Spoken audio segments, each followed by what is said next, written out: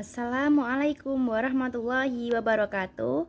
Perkenalkan, kami dari kelas 4C HKI kelompok 11 metodologi penelitian. Di sini kami akan menjelaskan tentang teknik penulisan proposal atau skripsi yang beranggotakan saya sendiri, Reza Nuridayanti, dengan NIM 20212121096 dan rekan saya Restu Afni Amalia dengan NIM 20212121098. Teknik penulisan skripsi.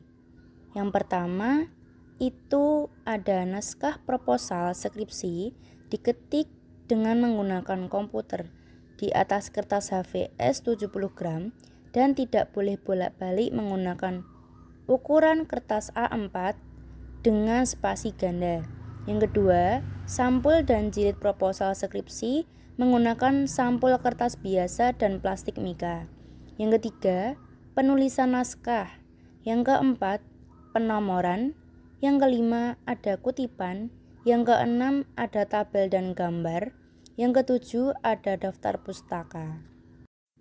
Langkah yang pertama itu harus ada naskah.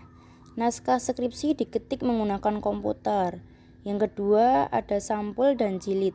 Sampul dan jilid skripsi menggunakan sampul kertas, karton tebal atau hardcover yang sisi luar dilapisi dengan kertas linen atau buffalo dengan cetakan seperti halaman judul. Bagian luarnya dilapisi plastik transparan atau laminasi, sedangkan pada bagian dalam kulit dilapisi kertas putih. Tulisan di sampul luar menggunakan warna kertas kuning emas, sedang warna sampul skripsi hitam. Yang ketiga yaitu penulisan naskah. Ada jenis huruf font. Yang pertama itu naskah skripsi harus diketik komputer. Yang kedua, penulisan istilah asing yang belum dibakukan dalam bahasa Indonesia dicetak dengan huruf miring italik, sedang untuk teks Arab ditulis dengan menggunakan font 16 tradisional Arabic. Yang ketiga, penggunaan kata atau istilah yang berasal dari bahasa Arab yang belum ada padanannya dalam bahasa Indonesia ditulis sesuai dengan pedoman transliterasi Arab dan Latin. Yang keempat, lambang atau tanda yang tidak dapat ditulis dengan komputer ditulis tangan dengan menggunakan tinta hitam. B. Bilangan dan satuan. Bilangan desimal ditandai dengan tanda koma, bukan dengan tanda titik. Yang kedua, satuan pengukuran dinyatakan dengan singkatan resminya, tanpa tanda titik di belakangnya. Yang C, ada jarak baris atau line spacing. Ketentuan spasinya, yang pertama, satu spasi digunakan dalam bentuk abstrak, nama, bab, judul tabel, dan judul gambar. Yang kedua, 1,5 spasi digunakan untuk seluruh bagian depan, mulai dari halaman judul sampai daftar gambar. Yang ketiga, ada 2 spasi digunakan untuk komponen bagian pokok naskah skripsi yang dimulai dari bab pendahuluan sampai penutup. Penulisan antar bab, subbab, dan subbab diberi tambahan 1 spasi. Yang D, ada jarak tepi. Margin penulisan skripsi diatur. Tepi atas yaitu 4 cm, tepi kiri 4 cm, tepi bawah 3 cm, dan tepi kanan 3 cm. Yang E, ada cetak huruf tebal. Cetak huruf tebal digunakan untuk penulisan skripsi, judul atau nama bab, subbab, dan sub-subbab sepanjang naskah skripsi. Yang F, ada pengisian ruangan. Ruangan yang terdapat pada halaman naskah harus diketik penuh. Yang ke G, ada alinea. Setiap pembahasan suatu topik itu ada dalam bentuk kalimat yang dikelompokkan ke dalam satu alinea. Dan setiap alinea itu minimal terdiri dari 4 baris. Alinea baru dimulai pada standar tab pertama. Yang H, judul pada naskah. Yang keempat ada penomoran. Yang pertama penomoran judul bab, subbab, dan sub-subbab. Satu, nomor bab ditulis dengan angka Romawi besar. Yang kedua, pengetikan nomor subbab dengan huruf kapital. Yang ketiga, nomor sub-subbab ditulis dengan angka Arab. Yang keempat, apabila diperlukan penomoran lagi, digunakan huruf kecil.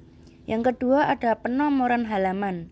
Bagian awal skripsi dimulai dari halaman judul sampai ke daftar lampiran diberi nomor halaman dengan angka Romawi kecil, misalnya 1, 2, 3, 4 dengan jarak 1,5 cm dari tepi bawah secara simetris.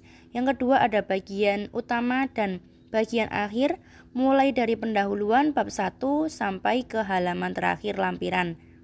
Yang ketiga ada nomor halaman ditempatkan di sebelah kanan atas berjarak 2 spasi dengan teks baris teratas, kecuali terdapat judul bab nomornya ditulis di tengah bawah.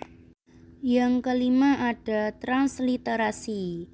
Yang keenam ada kutipan. Kutipan itu dibagi menjadi dua, ada kutipan langsung dan kutipan tidak langsung. Yang ketujuh ada rujukan. Rujukan itu dapat berupa artikel jurnal majalah, ada buku, surat kabar, keterangan-keterangan yang tidak diterbitkan, serta informasi dari hasil komunikasi lisan, ensiklopedia, internet, dan lain-lain. Penulisan rujukan ditulis dalam bentuk footnote. Footnote mempunyai 4 fungsi, diantaranya untuk mencantumkan sumber dari mana kutipan tersebut berasal, lalu ada untuk menyatakan kepada pembaca bahwa pengutip memperoleh informasi dari penulisan tertentu.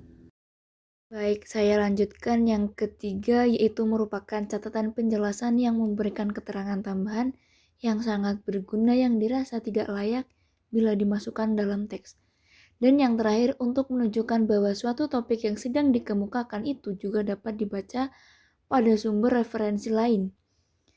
Selanjutnya ada unsur-unsur footnote.